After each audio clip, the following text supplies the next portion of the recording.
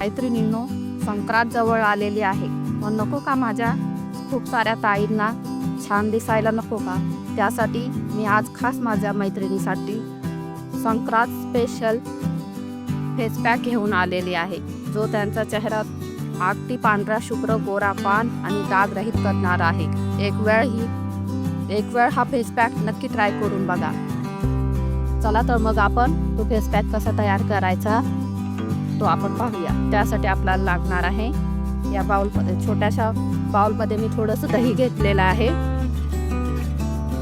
आणि दुसरं आपल्याला लागणार आहे घटक तो म्हणजे बेसन आपण 2 चमचे घेऊया. आणि तिसरा घटक लागणार आहे ते म्हणजे मुलतानी माती. थोडीशी यामध्ये आपण मुलतानी माती टाकून घेऊया. आणि चौथा घटक लागणार आहे आपल्याला ते म्हणजे चिमूटभर हळद, अगदी चिमूटभर. आता हे छानपैकी मिक्स करून घ्यायचं आहे. मैत्रिणींनो, तुम्हाला तर माहीत आहे दह्यामध्ये लॅक्टिक ॲसिड असते, शिवाय प्रोटीन, कॅल्शियम भरभरून जर आपल्या चेहऱ्याला खूप सुंदर बनवणार आहे. आपल्या चेहऱ्यावर मॉइश्चर आणायला, आपल्या शिवाय बेसन चेहऱ्यावरील डाग, चेहरा ग्लो करण्यामध्ये बेसनसुद्धा खूप महत्त्वाचं काम करतं. आणि आपल्या चेहऱ्यावर जर पिंपल वगैरे आले असतील तर हळद ते पिंपल दूर करण्यावरला मदत करते. आणि शिवाय मुलतानी माती आपल्या चेहऱ्यामध्ये एक्सेस ऑइल असेल तर ते ऑइल बाहेर काढण्यास मदत करतं आणि चेहरा ग्लो करण्यास मदत करतं. म्हणून खास मी मकर संक्रांतीसाठी हा फेस पॅक तुमच्यासाठी घेऊन आलेली आहे.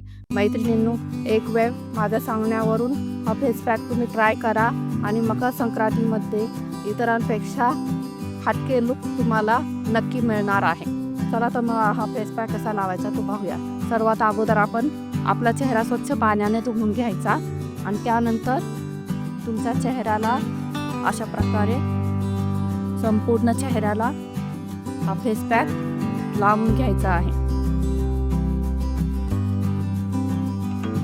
मैत्रिणींनो, याचे रिझल्ट इतके सुंदर आणि फास्ट आहेत की तुम्ही नक्की कमेंटमध्ये येऊन मला सांगणार की ताई तुमचं उपाय खरंच खूप छान आहे आणि हा फेस पॅक खरंच आम्हाला खूप छान फरक मिळालेला आहे. अशा प्रकारे तुम्ही संपूर्ण चेहऱ्याला हा फेस पॅक लावून घ्यायचा आहे.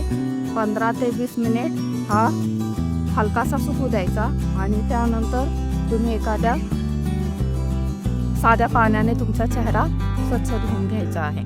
असे सलग तुम्ही आठवड्यातून 2 ते 3 वेळा करून बघा. मैत्रिणींनो, खरंच याचे रिझल्ट खूप म्हणजे खूप छान तुम्हाला भेटतील.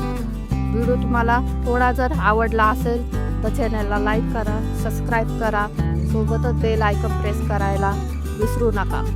माझा व्हिडिओ तुम्हाला कसा वाटतो ते सुद्धा व्हिडिओच्या द्वारे मला तुम्ही कळवू शकता.